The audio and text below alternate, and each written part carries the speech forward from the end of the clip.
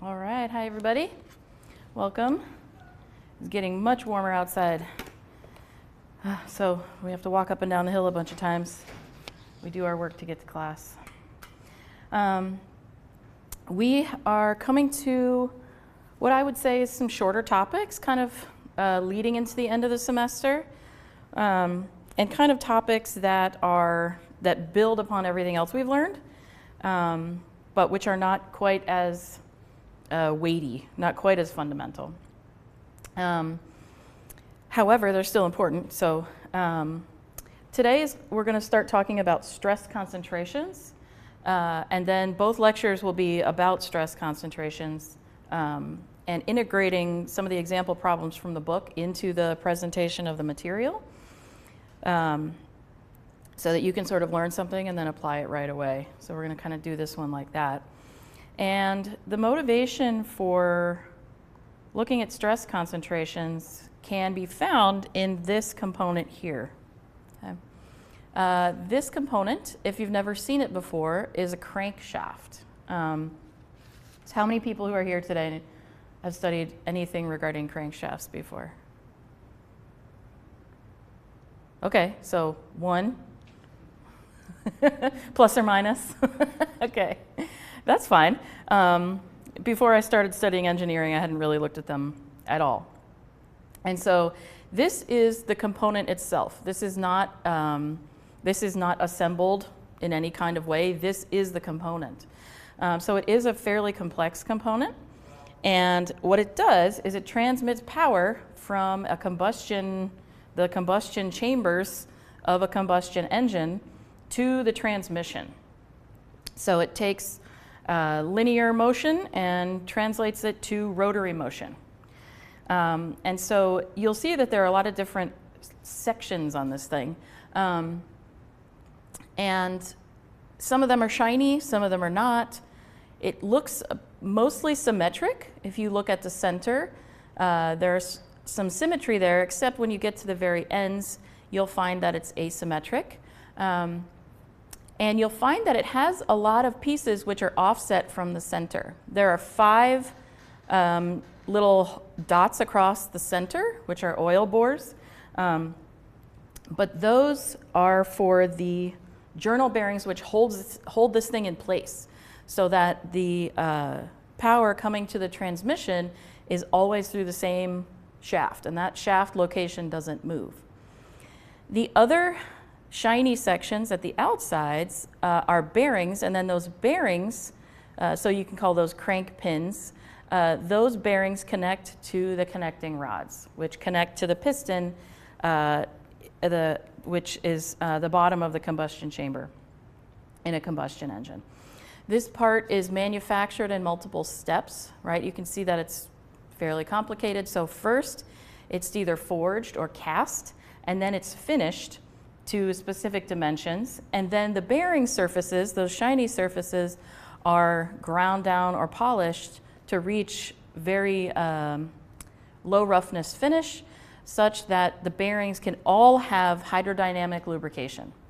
And this is how it has to happen for combustion engines to have the efficiency that they do, as far as the lubrication goes. So you can see just on this, if you count the bearing surfaces, there are 8 potentially, or 9, if that last one is a main journal as well, on the right side. And so all of those draw in oil. That's why you have to change the oil in a passenger vehicle. So they draw in oil, either from the outside or that comes through these oil bores, likely both. And then it draws in that oil because the oil has a viscosity. Those surfaces have separation at the micro scale. And so this crankshaft doesn't touch all of those other bearings that enclose those shiny sections. They actually ride on a film of oil.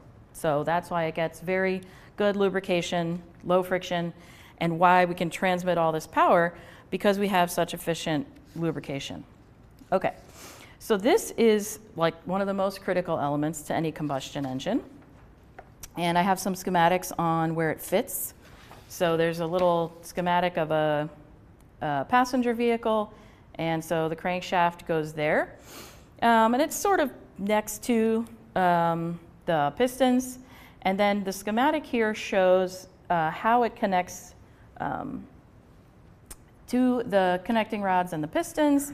And this schematic actually has a ton of information. So if you've thought about like engine cycling and the different phases of the combustion and whether they're expanding or contracting, that gives rise to these downward or upward motions on the pistons, which then are timed precisely along the crankshaft through this timing chain here, so that each time the pistons go, they go in a specific order, and they continue to cause that shaft to rotate. So that's how a combustion engine changes its linear motion of the pistons to a rotary motion. This is a 4-cylinder engine, because there are 4 cylinders, right, that are across the top. And it always rotates the same direction. So it never has a reversing direction. Okay? And you can see that there are some other features which support that. There's a big flywheel here at the end. So I'll just circle where it says flywheel. And from this, it shows if you look, if the observer is here at the left side looking around that way, then the whole thing is rotating clockwise. It also has counterweights along the crankshaft. So these heavy sections here that I'm kind of indicating, right, they're added mass, right? And so that added mass helps to balance out the motion of the crankshaft because of the offset of where the connecting rods have their journals around the crankshaft and how it's offset from the center of rotation. So that's kind of how it works. And so with all these flywheels and balancing weights, you never want to change direction, right? How we change direction in a vehicle is through the transmission. This goes one direction. This type of motion translation can be found in all different types of vehicles. So if you look at aircraft engines, they work through the same principle, but they usually don't have all of their pistons in parallel. They usually have them in a radial array. And so this is a very common part. So we want this part to last for infinite cycles. And we want it to last for infinite cycles because it's rotating at the speed of your car engine, right? So if you look at the tachometer in a passenger car, it's the speed of the engine, right? It's usually in maybe up to 1,000 and then some low number of thousands of revolutions per minute. And you can make this thing go faster, right, by adding more gas, by pushing on the gas pedal, or you can have it be in idle mode, right, where you're not trying to use the power to move the car. Maybe it's sitting at a traffic light or something like that. So we need it to last for infinite cycles because all of those rotations are happening anytime the car is turned on. And so that's thousands of cycles per minute. And so you can see that the cycles add up very quickly. If our definition of infinite life is 10 to the 6 cycles, then this thing is hitting like, thousands and thousands and thousands of infinite lifetimes. So we have to have it operating in that regime. The crankshaft has a lot of features on it, but there are people who've tried to categorize where does this thing usually break if it does break. And so I found this paper. It's from 2019, so it's 5 years ago, and it's from Journal of, or 5 or 6, Failure Analysis and Prevention. Okay, so it's all about failure of components. And you can see now that this portion of the crankshaft has kind of been zoomed in on, and you'll see that there's a fatigue crack here, and it's very hard to see the texture. This is not supposed to illustrate the texture of the fatigue crack, but it does emanate from the center out toward the edge. So it did initiate somewhere in the center, and there are many features right around that oil bore there. And this is what the paper states in the introduction. Because of the fatigue and stress concentration, the crack occurs most frequently in the crank pin fillet region for the crankshaft. So the crank pin fillet region is on the left side. So it's sort of here. I'll just draw like a big red blob so you can see that. For the crankshaft. Generally, this crack will be transverse, 45 degrees to the cross section. That's the figure I've shown. And at the surface of the crank web. Okay, so they say it's right at the middle of this where the web meets the little fillet there on this crank pin. But on the opposite side, it's also here and potentially against the fillet for that main journal as well. And so we can see that it's really more likely to fail at these fillets, okay, which tells us the fillets is where the crankshaft changes dimension significantly. So this is the motivation for needing to take into consideration stress concentrations, and specifically the interaction of stress concentrations and fatigue, because those are not independent. Okay? So how can we go about calculating the stresses in such a component? A lot of people on these complicated type components, they move straight to finite element simulation, and that's not wrong. That's an excellent way because you can capture the exact geometries, you can put in specific loadings, and you can load particular material properties into there. However, that's also computationally expensive to set all of that up correctly and get a good result from it that matches maybe something that has been observed in the past. So this paper that I found, I really loved it because it uses a light-based approach to try to understand what the real stress concentrations are in these types of fillets. So if you remember back from sort of undergraduate coverage of stress concentrations, you would recall that the real stress, that can be an axial loading, a stress from that, or bending, or whatever it is equal to some stress concentration factor, which is a theoretical factor, times the nominal stress, right? So if I've got a shaft, I can calculate whatever stress is from a loading, and then right around a section that's changing dimension, I have a multiplier. And this multiplier is theoretical and is based in geometry. When we eventually add in some fatigue later on in this lecture, you will see that it's not just a function of geometry, but rather it's also a function of material properties.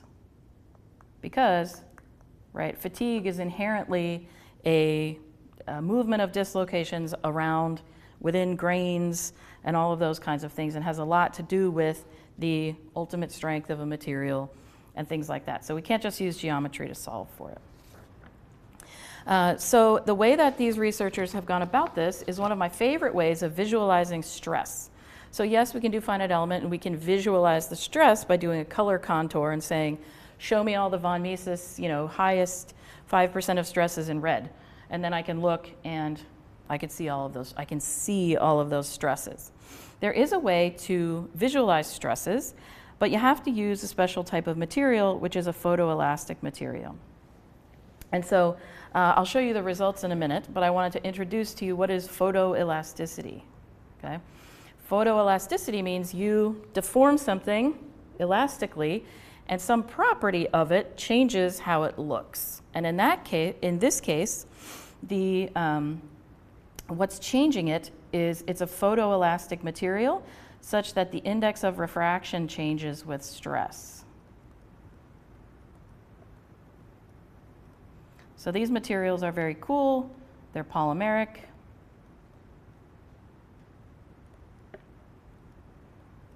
Okay. And so if the index of refraction changes with stress, then there will be a strength to that effect, the photoelastic effect.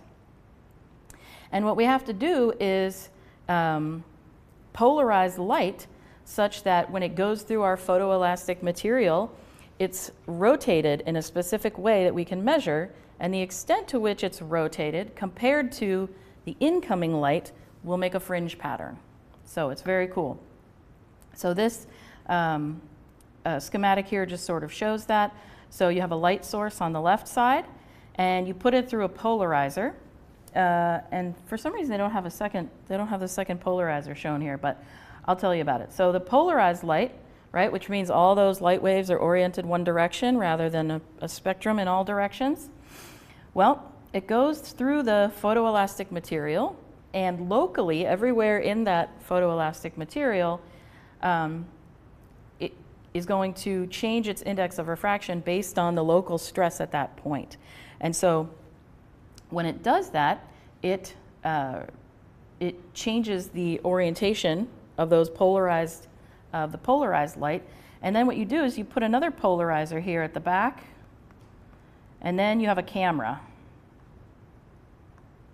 right there. And so what you see when you look at the photoelastic stressed sample is you see a fringe pattern, and you have to deduce what the fringe pattern means.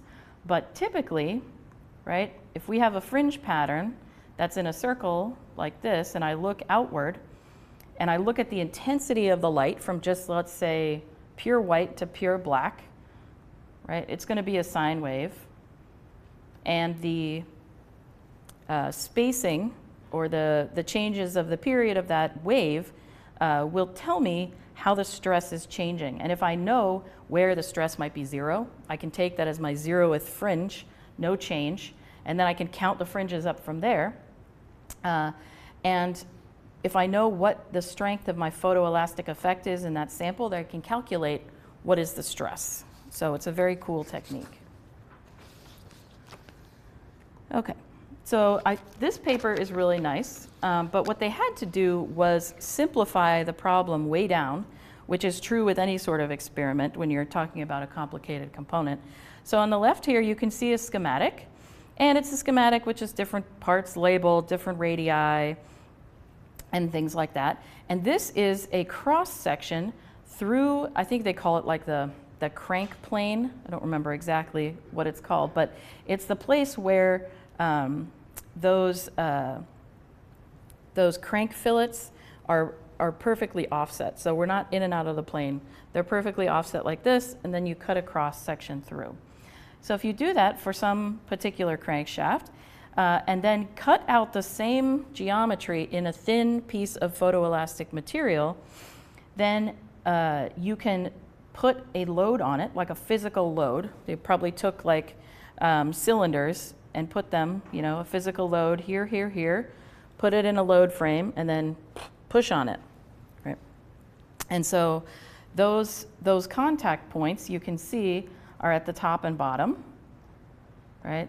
They call them like 1, 2, and 3. And then everything in the middle is the exact same shape as that cross section, and it shows us a lot of contours. It shows us where the fringes come down and meet at a point where the loads are applied, right? So right there at the intersection.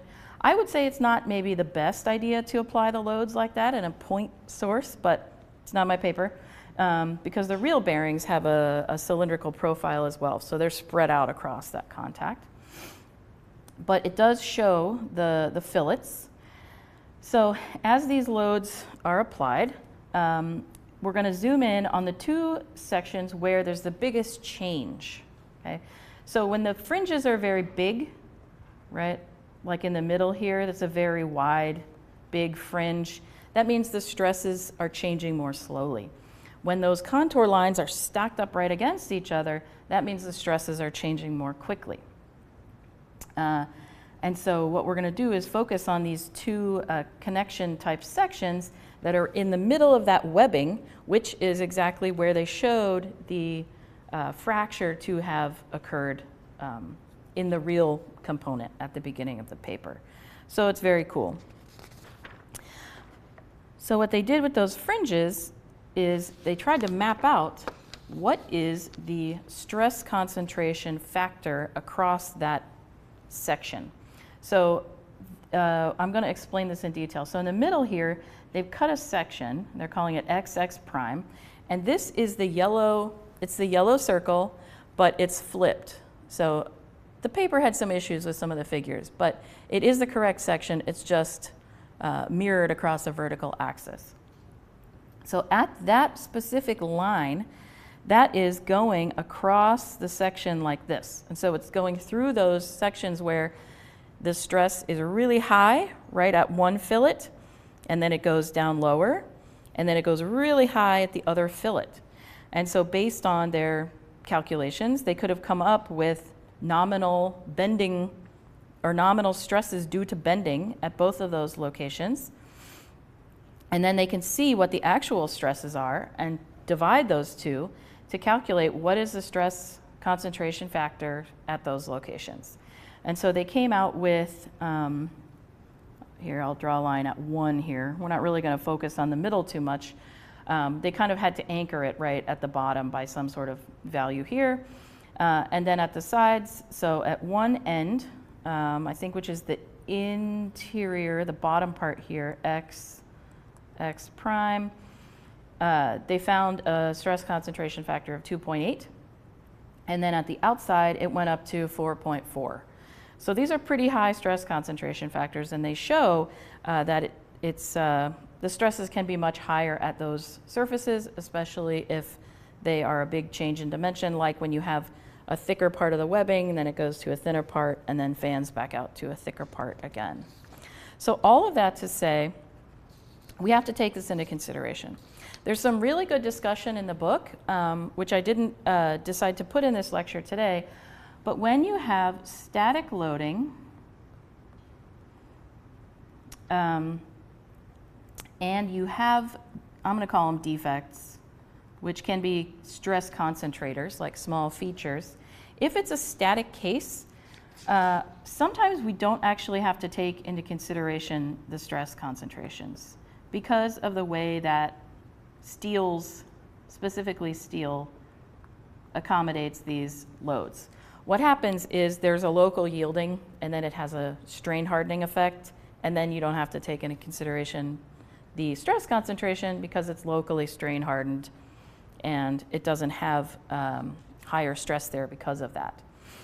So when we have a static situation, sometimes we don't have to care about the stress concentrations. But in fatigue,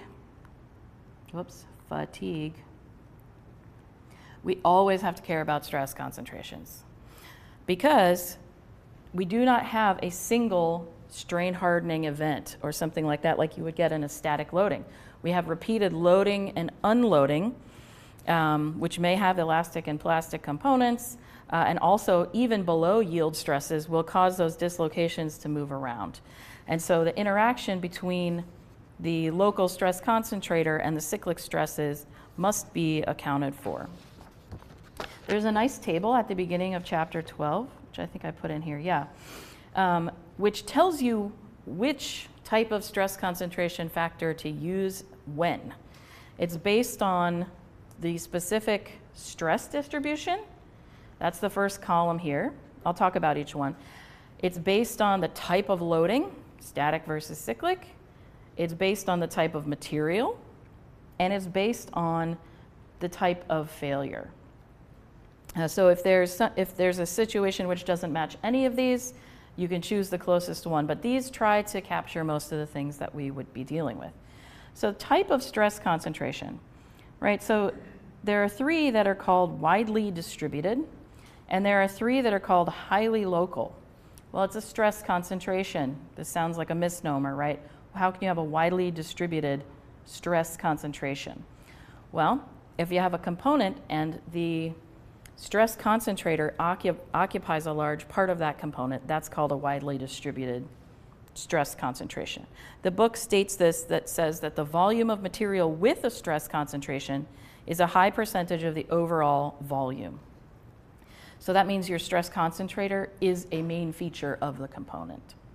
Highly local means that your stress concentrator is a small piece, a small location of the overall component, or it occupies a very small volume compared to the whole volume of the component where the stresses are, let's say.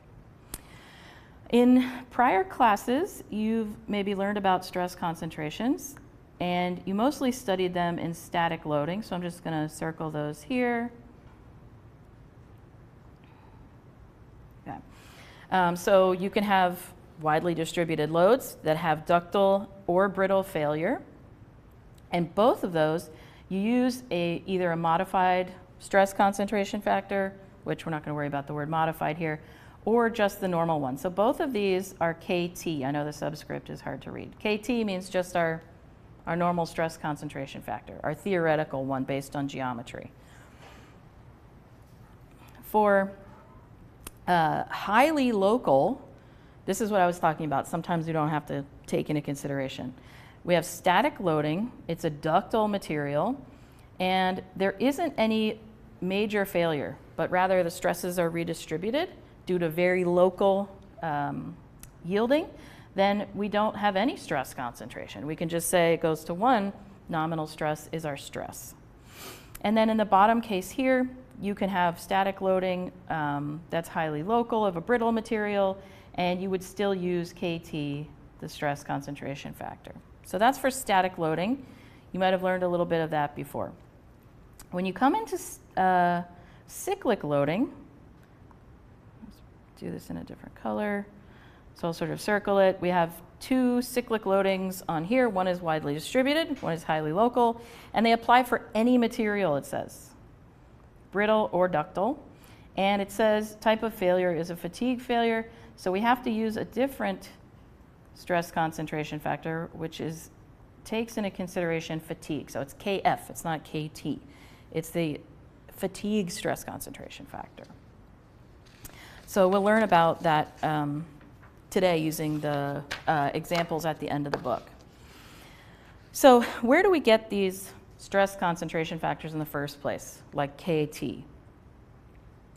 Well, we get them from geometry, or we get them from tables that have been made into these charts where we can look it up. Okay? They are difficult to calculate analytically. So I'm just going to write analytically difficult, but there are mathematical solutions out there for various geometries. One of those is provided in the textbook, and it's the mathematical solution for an elliptical hole in a large flat plate. So you can read that one if you're interested, but most of the time we just use these charts, and these charts depend on the geometry of the component and also the type of loading, both. So there's, I think, 6 or 8 different charts in the textbook because they have different combinations of geometry and loading. So this one is for circumferential, like a circular cross-section rod that has an axial load. So that's the geometry and the loading for this one. It tells you what all of the variables are. So we have an outer diameter D. We have a diameter at a little notch that goes around the center, so it goes all the way around the circumference. And that diameter is a smaller, lowercase d. The notch will have a radius r, and sometimes that notch radius is different than the extent to which it goes into the part, but usually that's the same.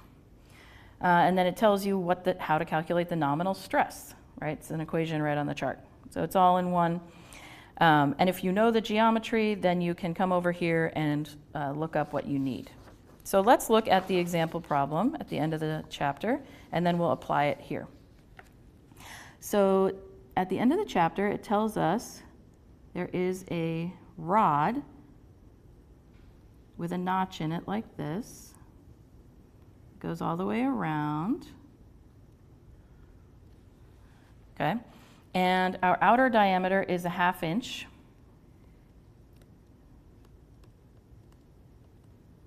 Inch. Our inner diameter, the smallest diameter, D, is 0.4 inches. The radius is 0.05 inches. And it also goes into the notch goes into the sample the same distance, so 0.05. So that math should all work out. And in this case, there is an axial load. We'll call it P at the ends. Okay. And so we need to get some of these geometric ratios so that we can use the chart. The first one is R over, so the notch radius divided by the smaller diameter, which is the diameter that's supporting all of this axial load. So then we have 0.05 divided by 0.4. So we come up with 0.125, like an eighth. And then we also need the larger diameter divided by the smaller diameter. So that's 0.5 divided by 0.4. Turns out to be the exact same math, just factor of 10 higher, 1.25. Okay. So now we can go and use that chart and we can look up what is the, I'm going to call it the theoretical stress concentration factor, KT. So what we do is we find where we are along the x-axis. So that's R over D. R over D was 0.125. So it's about right here. See if I can change colors. So I'm just going to draw a line all the way down. Okay, and then we have to know what contour here to look at. Our D divided by D, our diametral ratio is 1.25. We don't find that on here. So we have to sort of interpolate between these series. And so we can come and go sort of up closer to the top one. All right, so we could draw something like that. And then so we come up with factor 1.9. So almost a doubling of the stress at that point. 1.9 is very close to 2. So our KT that we read off this chart is 1.9. So if this problem has a load of 10,000 pounds, let's call it a maximum load of 10,000 pounds applied, then we could calculate what the nominal stress is. All right, so it'd be 10 kilopounds divided by pi r squared of the smaller section of the diameter. So pi times 0.2 inches squared, and we come out with 79.6 KSI.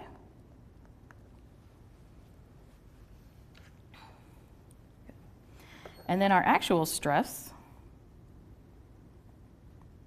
our maximum, because this will be a cyclic load, this is not going to be a static load, is 1.9 times that, so it's much higher. So it comes out to be 151.2, and I forgot to write the equation. That's just KT times the nominal stress. So if we had a static loading, and if we were checking, let's say, for like yield or something at that point, we would do that. We would say that's an axial stress, put it through, solve for the principal stresses, apply a failure criteria, done. But this is not going to be a static situation. This is going to be a releasing load. So it's going to go from 0 to 10,000, 0 to 10,000. So we actually need the mean stress. So the nominal mean stress is half of that 10,000, which is 5,000. So 5 kilopounds divided by the same area, which I didn't write before, but it's 0.126 inches squared. And that is 39.8. You can also divide the other one by 2, KSI. So we'll use that for our future calculations because that is the mean stress, the nominal mean stress. So we have a non-zero, we have a positive mean stress. Okay. So in order to put these two things together, cyclic loading and stress concentration, we're going to have a number, which is an index, called the notch sensitivity index, which tells us how much that notch and the fatigue are going to interact. And what it's going to do is it's going to be on a metric from 0 to 1. So I'll draw this on the next slide. And it is the notch sensitivity index. This is covered very briefly in some undergraduate classes, but the origins of it and how we're going to use it moving forward are not covered in a detailed cyclic loading way. And it's called lowercase q, the notch sensitivity index. If q is 0, then we have no notch effect.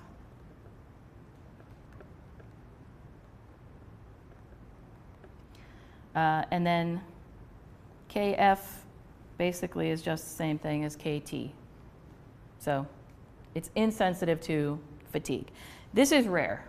This is kind of just like a theoretical limit, and we'll see that on a plot in a minute. If we have q equal 1, we have a full notch effect.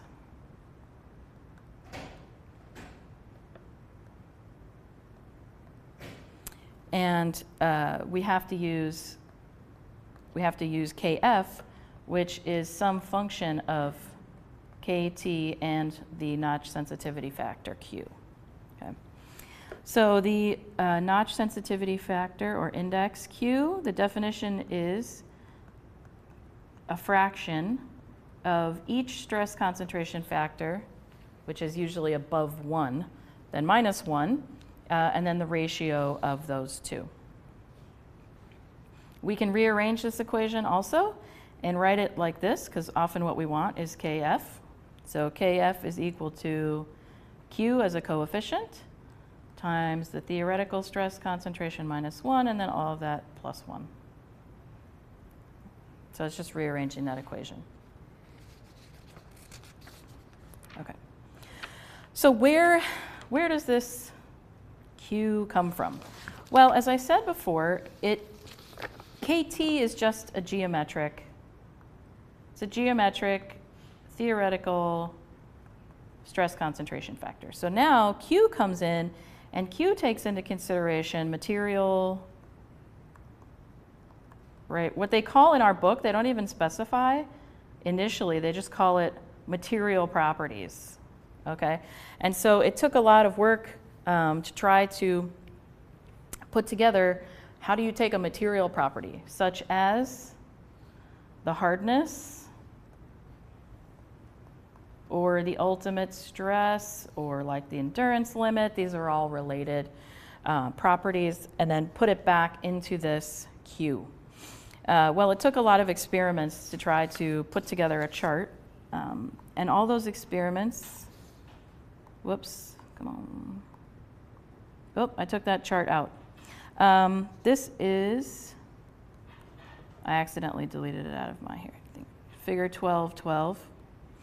And what it shows is that the data has a lot of scatter.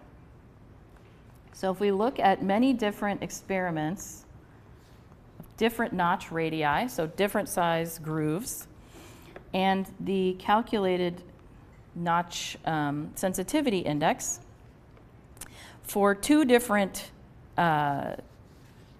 classes of steels that are quenched in different ways, right? That will give rise to different grain structures, and the ratios of all the different types of structures that can be in steel, right? Like the martensite and all of that. And so for, let me get this right, normalized and annealed steel, right? There's a big window of data like this, right? And it's just a big swath on here. And then for quenched steels, it goes up quite quickly like this. Should have drawn that in a different color. But it really is these big zones. And the big zones have been fit with basically just exponential functions.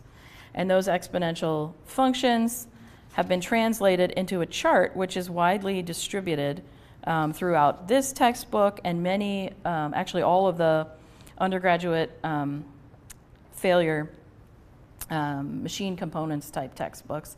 And it's this chart here, so I'll show it, and we'll walk through it a little bit. It's got notch radius on the x-axis, and this is in inches, but it can be in millimeters also.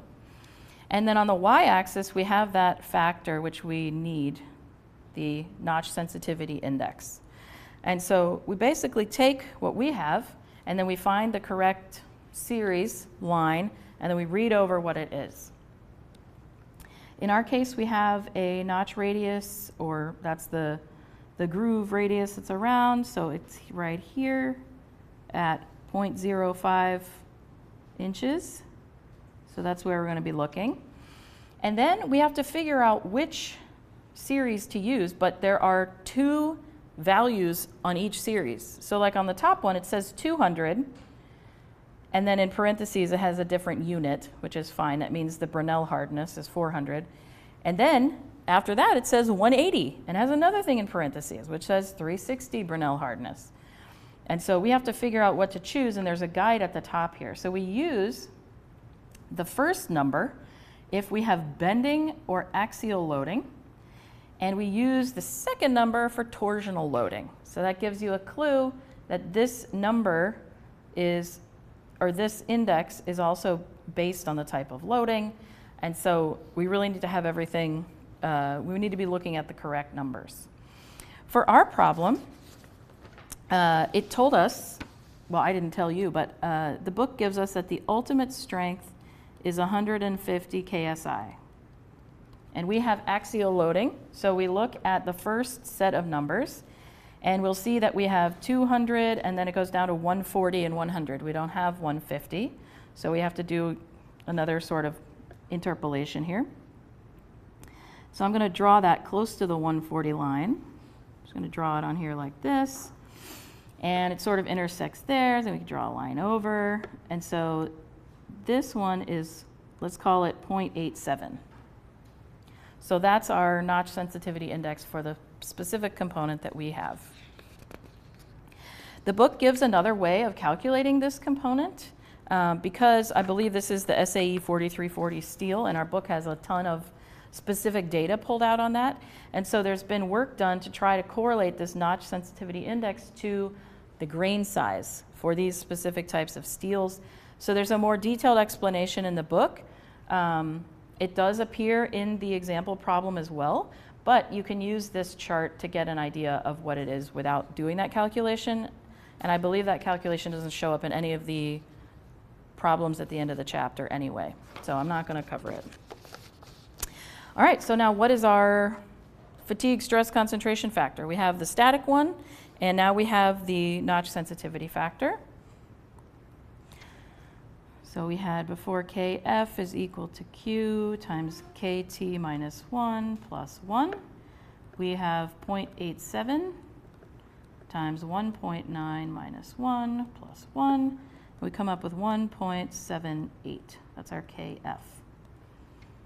We can compare that with Kt, which was 1.9, and this is typically the order that things come in.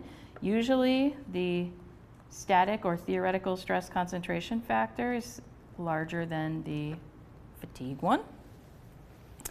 And that's just kind of how that is. Give me one moment.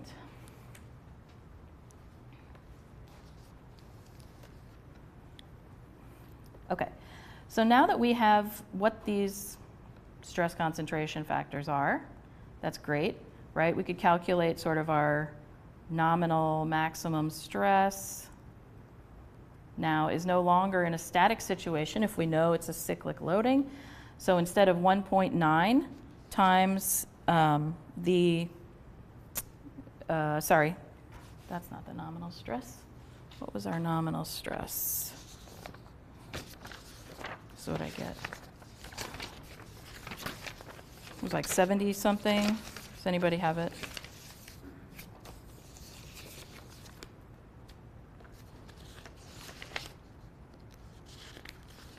There we go. So the maximum nominal stress is 79.6.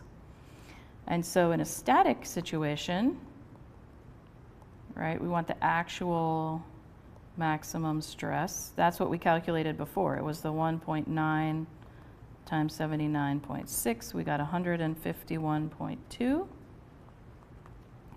And now we have fatigue, so we could calculate what is the cyclic actual maximum stress. And this is just a reference, so it would be like 1.78 times the 79.6, and I don't actually have that number. That's okay.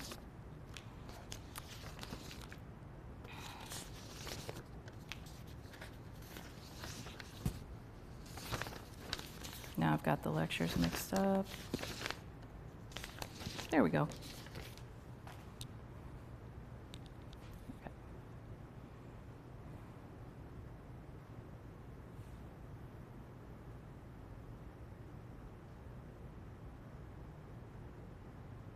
So it's 141.7 KSI. Okay. So that's just a reference number, right? So if we wanted to say, I'm stressing this thing, it gets out to some maximum, that's what the maximum will be. We have about 3 or 4 more minutes. There's the 5-minute warning. So I'm going to keep going a little bit, and we're going to start talking about the life of this part, right? So we're given a loading, and we're given the geometry, so we can calculate these things, and we're given material properties, and so we want to know how long is this part going to last? How many cycles?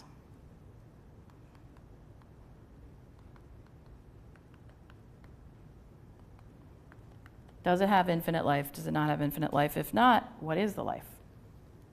So that is the goal of the problem. Okay. So when we're working with cyclic stresses, we often work with the mean and the amplitude. So the mean stress does not have a stress concentration factor applied to it because it's not at the extreme. Right, so yes, we do have it in the notch, but it's just the nominal mean stress at the center there. So I'm going to call it the nominal stress mean, because we go through it every time we load and release, load and release. So that's the same thing that we had before. So it's half of whatever the nominal maximum was. So it's, I'm just going to write it down here. It's 39.8 KSI. Right, so our nominal stress with no concentration factors was 70 something, and so almost 80. So we take half of that, we have almost 40. So that's the mean. And now our amplitude is what's going to need some modification. So when we talk about the stress amplitude, this is where we need that KF.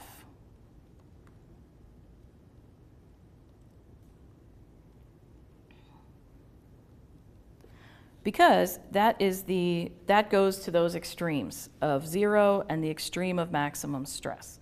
So that's where we apply it. Otherwise, if we were to also multiply it times the mean, it wouldn't exactly be the mean. And so it says in the book, the fatigue stress concentration factor is properly applied to the alternating component of cyclic stress only. And what this does is it sort of gives a little bit of weirdness to the problem, because we'll actually see that we go to a negative stress instead of fully releasing. But this is the way that this analysis is done. So we'll take the fatigue concentration factor that we got. So that was 1.78 instead of 1.9. And then this is a load and release. So our nominal mean stress is the same as the nominal amplitude, right? Because we go to half the maximum, and then we go up half, down half, up half, down half. And so it's the same value as our mean stress is the amplitude. And so the amplitude is 70.6 KSI. All right. And so if we were to make a plot now of the stresses over time, right? It's just a sinusoid. Oops, that's not the correct thing. Hang on. It has a non-zero mean stress. Try one more time. There we go. And this actually goes here. So I've drawn it below 0, but that's because it goes below 0. So if this is our mean, 39.8, our maximum that it actually reaches is 39.8 plus 70.6, right? So it's the mean plus the amplitude. So it's going to be 110.4 is the maximum, and the minimum is going to be minus 30.8. So that's why I said it introduces a little bit of an interesting situation. But this is how we do the analysis for these kinds of problems. That's not to say that the loading does that, right? Our loading was just 0, 10,000, 0, 10,000. So the loading is what we would expect, right? Like that. Goes to 0, goes up to 10,000 and back. But the resulting stress because of the notch causes that to happen. All right, so we'll end this lecture here, and we will jump back in with this problem at the beginning of the next lecture.